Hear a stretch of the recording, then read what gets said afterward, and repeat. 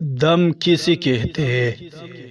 حج یا عمرہ میں غلطی کی وجہ سے حرم کی حدود میں ایک بکرا یا دمبا وغیرہ ذبح کرنا واجب ہوتا ہے، اس کو دم کہتے ہیں۔ احرام کی حالت میں بعض ممنوع افعال کے کرنے سے بکری وغیرہ ذبح کرنی واجب ہوتی ہے، اس کو دم کہتے ہیں۔ احرام کی حالت میں بعض ممنوع افعال کرنے سے بکری وغیرہ ذبح کرنی واجب ہوتی ہے، اس کو دم کہتے ہیں۔ دم کا حدود حرم میں دینا لازم ہے، حرم کی حدود سے باہر دم دینا جائز نہیں۔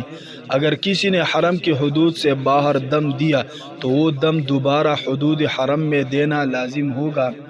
جنایت سے واجب ہونے والے دم کا گوشت خود کھانا جائز نہیں، صرف غریب لوگ ہی دم کا گوشت کھا سکتے ہیں، کوئی مالدار نہیں ہے۔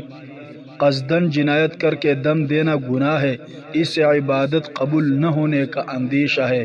اگر کسی نے ایسا کر لیا تو اس سے توبہ کرنا اور آئندہ اس قسم کی جنایت نہ کرنے کا پختہ ارادہ کرنا اور دم بھی دینا لازم ہوگا۔ دم کے جانور کو حرم کے حدود میں ذبح کرنا ضروری ہے۔ حرم سے باہر ذبح کرنے سے ذمہ داری ادا نہیں ہوگی۔ پورا مینا حرم کے حدود کے اندر ہے، لہذا مینا کے اندر کہیں بھی ذبح کرنا درست ہے، اور مکہ مکرمہ کے گلی کوچے میں دم کے جانور کو ذبح کرنا جائز ہے۔ احصار کی قربانی کا گوشت محصر کے لیے کھانا جائز نہیں، کیونکہ یہ جنایت کی قربانی ہے۔